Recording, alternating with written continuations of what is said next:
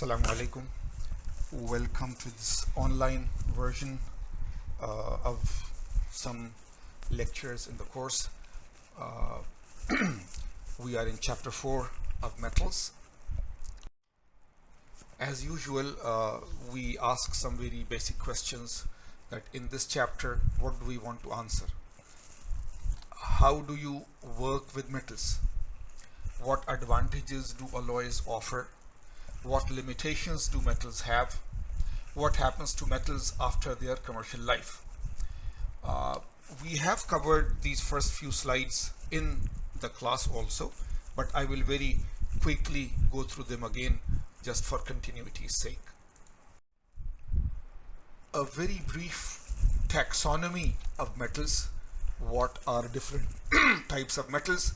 So metals are ferrous alloys, non-ferrous alloys. In ferrous alloys, we have steels, which means less than 1.4% carbon, and we have cast irons, which is 3.4 to 4.5% carbon, and so on. Then, of course, there are non-ferrous metals: copper, aluminum, magnesium, titanium. In the cast irons, the microstructure is ferrite and cementite and so on. Here below, we are showing you the structure. These areas, these dark areas, are the steels where we have the eutectoid point. These areas are the cast irons where we have the eutectic point and so on. And we have discussed in the class also the major properties that distinguish ferrous to non-ferrous. Ferrous metals can be magnetized, non-ferrous metals cannot be. Ferrous metals can corrode, non-ferrous metals don't. Otherwise, they are all metals. They are all highly conductive in terms of heat and electricity and so on. How do we work with metals? Just the metal forming business in general. So the forming operations, when you melt something, you call it smelting. And the forming operations are forging, rolling, extrusion, and drawing. This is all from previous courses in manufacturing and so on. Forging is shown here. When you apply a hammer force through a hammer or a press, the diagram is there. Rolling is when there are rolls that are rolling and you roll the metal through it. This could be simple rolling, just reducing the thickness and increasing the area, or it could be shape rolling, where we actually roll into a certain shape like an I-beam or an H-beam and so on.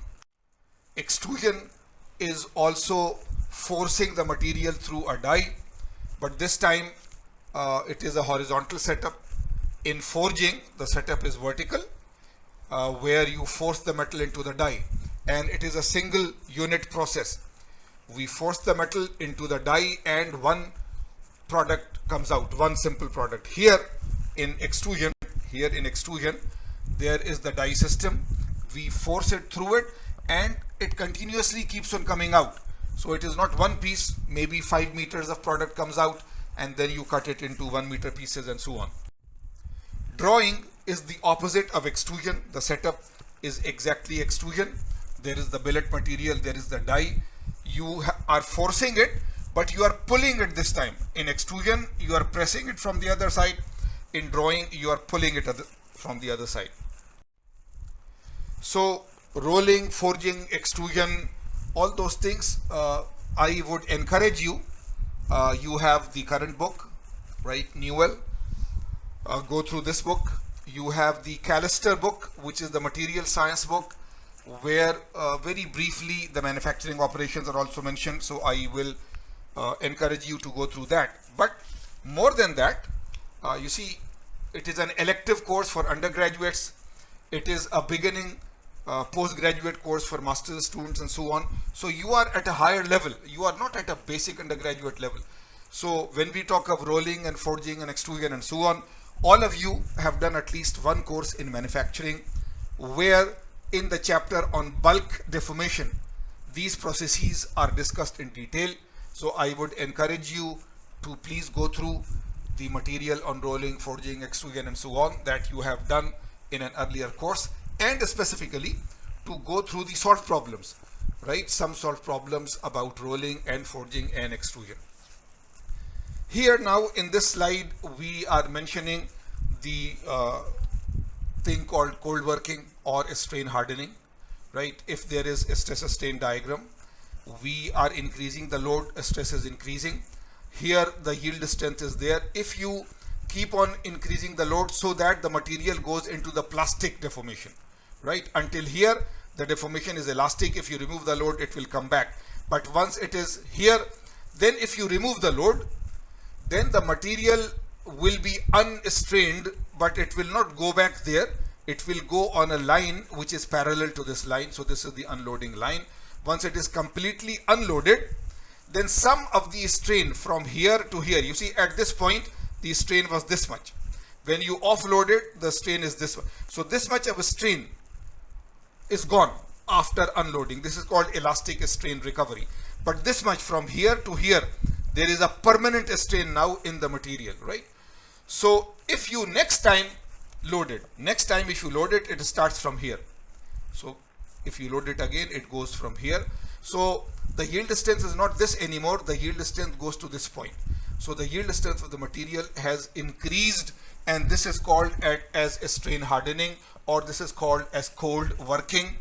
It is called cold working because this will happen if you load and unload at room temperature, not at higher temperature. If you do it at higher temperature, then the material strength will not increase.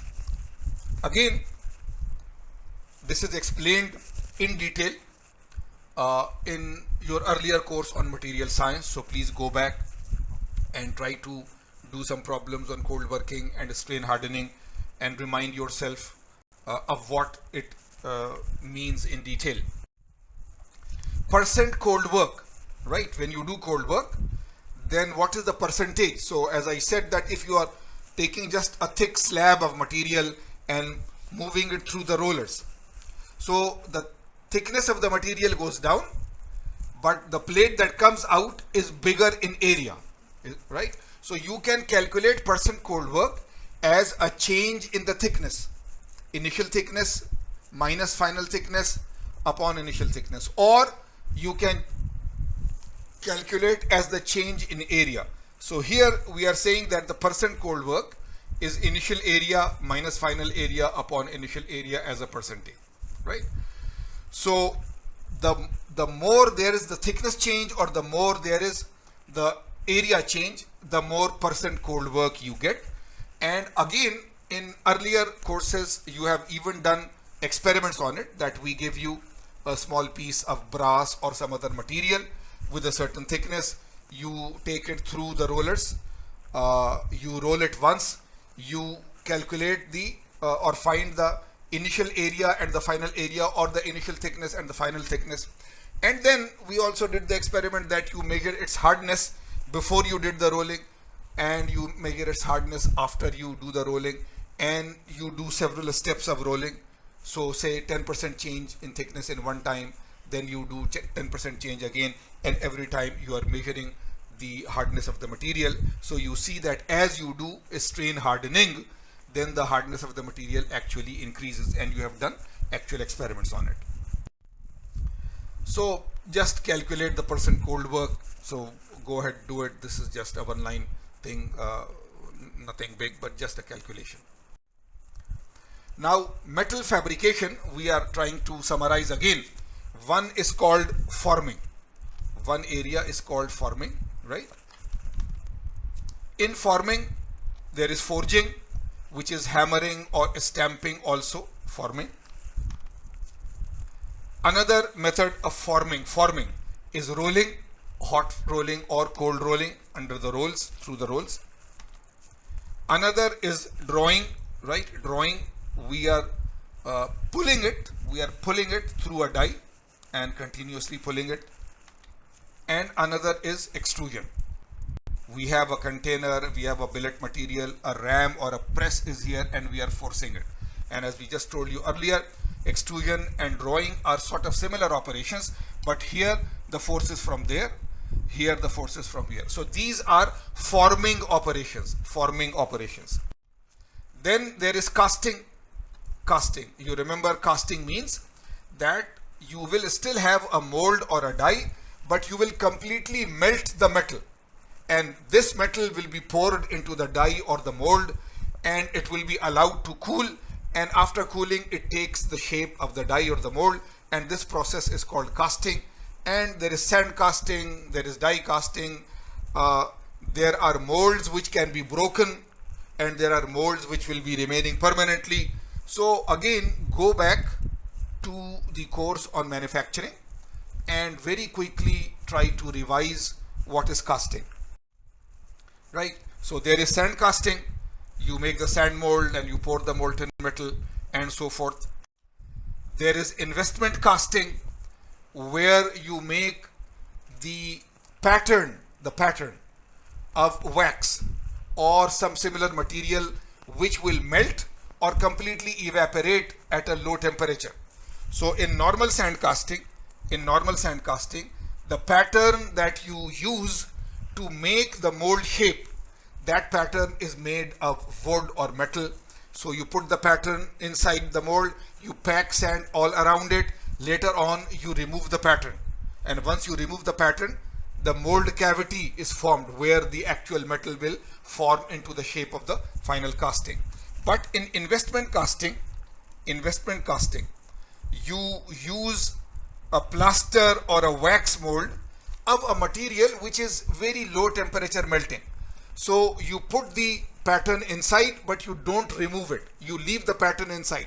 Once the molten metal comes and hits this pattern, then this pattern melts and sort of drifts out of the mold. Or if it is a polyester type of material, then this pattern will completely evaporate and become gas and go outside.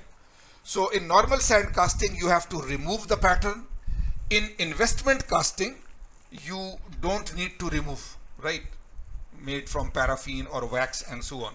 So we are just again reminding you of some of these basic methods by which metals are made. How are metals made? Then there is die casting, right? We have already die casting means that this time you don't need a separate pattern. You cut the die directly into the final shape. So it is not that there will be a pattern and you will have to remove a pattern. So there is no pattern now. In sand casting, investment casting and so on, you have to make a mold, right? And in making the mold, you need a pattern. The pattern can be permanently there, can be removed later on. In die casting, there is no pattern. So the casting is directly done, and this is a permanent metal casting, metal mold. So you don't have to break it and so on. It can be used again and again. And then there is something called continuous casting, which we did not cover earlier, but you can quickly read about it. A casting process where you keep on continuously casting, right? So it is like extrusion. In extrusion, you take a billet material and it keeps on coming out in the form of your final shape, and then later on you cut it into pieces and so on. So in a continuous casting process, you don't cast piece by piece. You keep on continuously casting, say, into the shape of a pipe or into the shape of a rod and so on. So that will be continuous casting. Powder metallurgy, right? Powder metallurgy. As the name implies, we start this time not with a molten metal or not with a solid billet, right? A molten metal in casting, a solid billet like in extrusion, but we have fine grains or powder. And then we have, of course, a die or a mold, and we pressurize this under temperature. Pressurize this powder under temperature into the final form. And if you do this, then this is called powder metallurgy. And there is a similar process called sintering, right? Sintering.